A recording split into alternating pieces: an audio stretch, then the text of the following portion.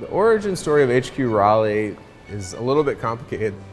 I think each of the four founders had their own origin story in terms of why they wanted to participate. Four of us started Raleigh Founded, and the shared ethos of all of us when we started was to how do we pay it forward? You know, the idea of co-working, especially in the early days of the entrepreneurial community, was to create a collaborative place where entrepreneurs could come and share their ideas. I call it the bump factor.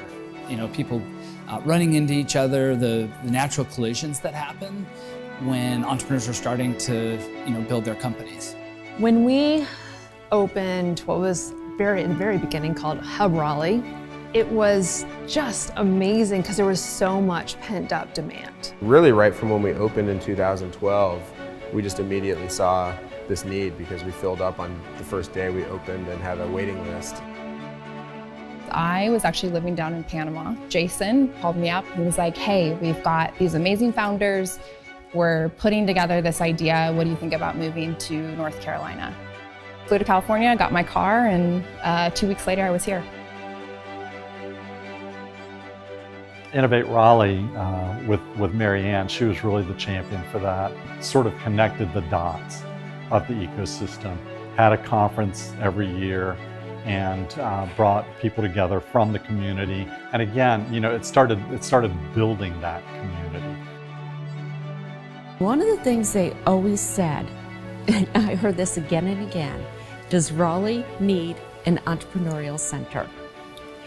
Obviously the answer was yes, because a year later, Brooks and Jazz found themselves in a position where they could start that entrepreneurial center, that co-working space, that space where people could gather, learn from each other, be successful, support one another, and collaborate.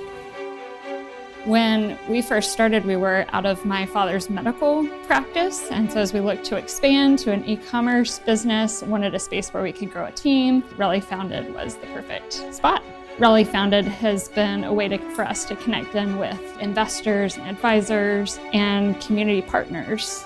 I don't think we would have this success as fast as we had if we hadn't been in a space like Raleigh Founded. The fact that they just handled a whole bunch of things and did it in actually a great way and honestly a creative way, took a lot off our plates. One of the big changes that we've seen at Raleigh Founded is growth. But we've also seen a lot of additional programmatic elements and a real focus on being a more and more inclusive place to work, filling desks with people that want to work together, that want to collaborate and want to mean something to their community. This truly feels like a warm, welcoming place for people like me, female, Black, looking at entrepreneurship. Raleigh Founded has been a wonderful resource for us. So we often talk about entrepreneurship thriving within a healthy ecosystem. Our hope is that people feel as welcome as possible in that environment.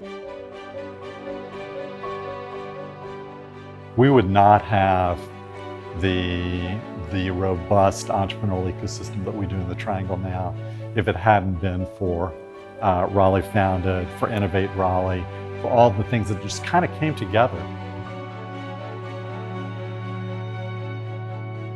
We expanded into the Capitol Club building, and a couple years later we moved into our Centennial space and we moved into Gateway, and then COVID hit.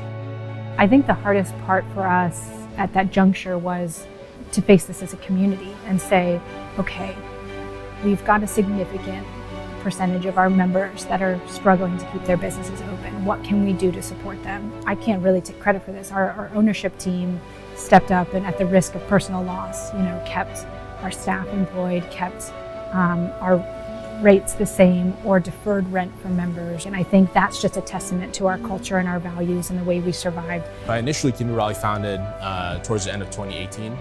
And since then, I think the space has really exploded. Now coming back after the pandemic, I see, even more energy than early on. When I look back and I say, okay, we did all of these things with intentionality. Did it pay off? The answer is absolutely yes. As founders, we got into this to give back to the community. Really what's made this special is the people. It's been about the relationships. I'm really proud to I've made this part of my life's work over the last 10 years, and hopefully I'll continue to do that in the future. We are just getting started in terms of the opportunity for us to take that impact and make that impact exponential. At Riot, we work with entrepreneurs day in and day out, and we're always excited to work with folks that are willing to take that jump, to take that risk. And I think it's important as we look back at 10 years of Raleigh Founded, they took that same entrepreneurial leap in opening this space at a time when co-working isn't what it was today. It wasn't recognized for what it was today. And so I'd like to just give a thank you to the founders of Raleigh Founded for starting this.